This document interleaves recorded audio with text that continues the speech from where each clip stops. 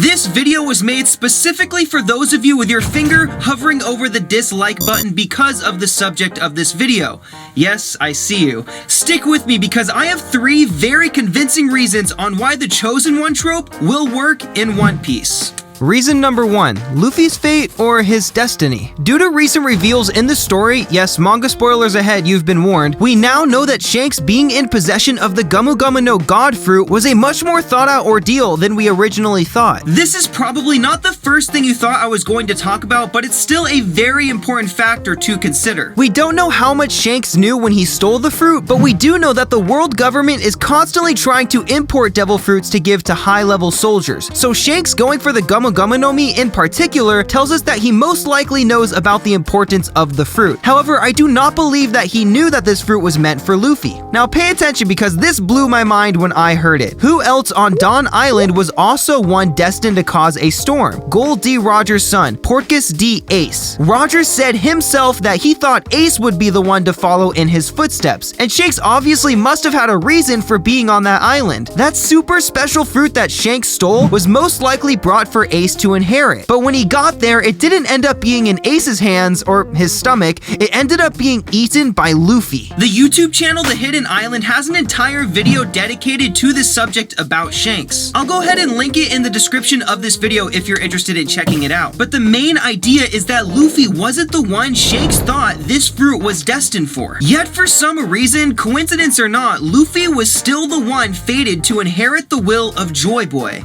Or was he? Fate versus destiny. What exactly is fate and what is destiny? How are these two things different from each other and what does that mean for a Chosen One driven story? Fate is a power beyond human control that determines events, where destiny is predetermined events in your life based on who you are, that which you have the power to shape and control. I believe that this fruit ended up with Luffy because of who he is. Because just like in real life, there are people born in every generation who share similar traits, dreams, and will. Luffy just happened to be the one born in this generation at this very specific and important period of time. So the world around Luffy looking down at him sees all the things he accomplishes as an act of fate, when in reality, it's just Luffy carving out his own destiny. It is because of who Luffy is that he ended up with his fruit. It is because of who Luffy is that he is able to gather so many people around him to help. It's why he's able to get out of tough situations or do things he wouldn't normally be able to do on his own. These things that happen to him aren't just because he's lucky,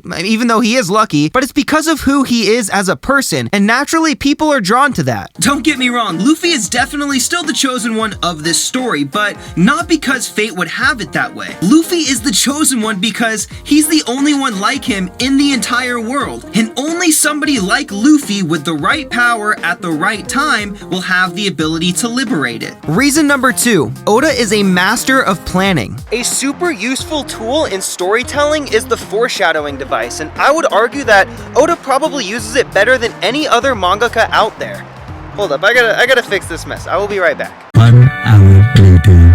Oh, that's much better. All the way from the very beginning of the story, I think Oda made it pretty clear that Luffy was the chosen one. For example, all of these Dawn references at the beginning of the story not just being related to the dawn of an adventure, but eventually evolving into the dawn of liberation. Luffy's ship looking like a sun, Whoopslap saying his dream or his fate, Roger wearing the straw hat and Mary Joie, the straw hat also kind of looking like a sun creeping over the horizon, the way Luffy liberates every single corrupted place he goes to. Oda is obviously trying to portray Luffy as the one who is meant to shine a light on this world of darkness. Now, of course, just because something is foreshadowed doesn't automatically make it good. The narratives still have to make sense and be consistent with one another. And that's the biggest issue with this conversation, right? Because there is an inherent contradiction between fate and free will. If fate determines that you go to Starbucks before school because you stayed up until 4 in the morning writing this script, then is it really you making that decision? Or was it actually your fate to buy that caramel ribbon crunch frappuccino with an extra shot of espresso? Oda is very smart, and I believe he knows exactly what he is doing with this contradiction. What is Oda known for doing, especially right now? He takes common tropes that we see constantly reused in other manga and flushes them out in a way no one else has ever seen before. A great example of this being Luffy's fight with Kaido. When characters in other anime awaken a new form or ability, the atmosphere and tones become much more serious. The bad guy is usually shocked, and the protagonist is usually the most composed they've ever been in the entire fight. And then we just have Luffy here laughing it up and having the time of his life in the middle of this world-shaking battle. Only One Piece can pull off Looney Tunes references during the climax of a battle against someone who literally enslaves other human beings. Oda is so good at creating contrasting narratives and pushing them against each other that sometimes we pass right through all of it without even considering the nuance of the situations he's putting his characters into. And Oda has written our good old boy Luffy here to be the embodiment of free will and the antithesis to the idea of fate. I've been saying this for a while, but eventually I think Luffy is going to be made aware of how the world sees him. He is going to be put into a situation where he sees people calling him the Chosen One, and Luffy is not going to be happy about it. He is going to do what he wants because he believes it's the right thing to do. If he ends up destroying the world government, it's not because the rocks with the words said he was going to do it, it's because his friends are being enslaved by the world government, and he will kick anyone's butt to liberate his friends. That's the theme Oda is playing with. That's why the Chosen One trope works in One Piece. It's not just the cut and dry, completely overused Chosen One where they're like, you are the Chosen One. I would say it's a bit more like Star Wars. You know, like how Anakin Skywalker was supposed to be the Chosen One, but ends up straying from his destiny and becoming evil. Not saying Luffy is going to become evil or anything. I'm just saying Oda is playing with this Chosen One trope by introducing these contrasting ideas between the main character and what seems to be the perception of the events that happened around him in the series. I'm sure it'll be an extremely philosophical, complex situation that he puts Luffy into. And it's why Luffy isn't fated to save the world, he's destined to. Just like how you should prove fate wrong right now and drop a like on this video. Also, consider subscribing and leaving a comment down below so I can welcome you to the Alliance. Luffy has the ability to say, nah, I don't feel like it. I'm just gonna dip and leave everybody to suffer at the hands of Emu and the world government. But because of who Luffy is, because of how Oda has written him, that's not what Luffy is going to do. Reason number 3, how free will and destiny can coexist. Another big argument that other people try to bring into this conversation is that because Luffy's actions seem to be predicted by either people from the Void Century or people like Madame Shirley, that Luffy's accomplishments don't mean shit. I think that's absolutely ridiculous, and here's why. It's been shown to us explicitly through observation hockey that the future is something that can be altered and changed. The future, as seen by those of the present, is not always set in stone, which again just goes to show that fate isn't the driving factor in One Piece. Just because someone in One Piece has the ability to see the future doesn't mean that the event will turn out exactly how they see it. Any person has the ability to stray from their own destined path based on the decisions they make. The few events predicted, like Luffy destroying Fishman Island, are also void of any context surrounding the event, making fortune tellers an extremely unreliable source of information. I'm also willing to bet that a lot of those predictions that came out of the Void Century weren't really just fortune tellings, but very accurate deductions made by people who have a great understanding and knowledge of what will is and how it is passed down from generation to generation. I'm sure they knew that eventually there has to come a time where certain pieces are set in the right place for certain events to happen. Speaking of the Void Century, we can't forget about that Will of D thing thrown around everywhere, and our main character Luffy seems to have a direct connection to it. The Will of D is speculated to be an inherited will from a clan or a specific group of people from the Void Century. People with this initial can range vastly in personality and ideology, but they always seem to be destined to brew up some sort of trouble in the world, mostly trouble that threatens the current global power structure. I think the Will of D is also another great example of how all of these people seemingly destined to cause a storm